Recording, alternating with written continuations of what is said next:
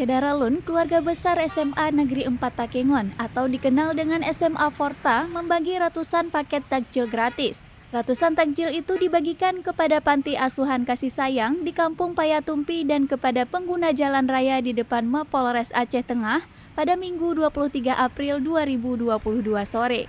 Kegiatan tersebut merupakan rangkaian acara Forta Ramadan Mubarak, yakni kegiatan Dinul Islam tahun 2022 yang mengusung tema membangun nalar kritis generasi milenial dalam meneladani akhlak Rasulullah Shallallahu Alaihi Wasallam.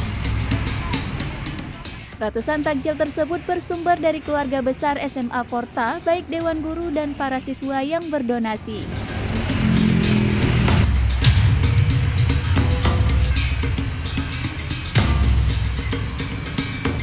Dari Aceh Tengah, Romadani, Serambi On TV.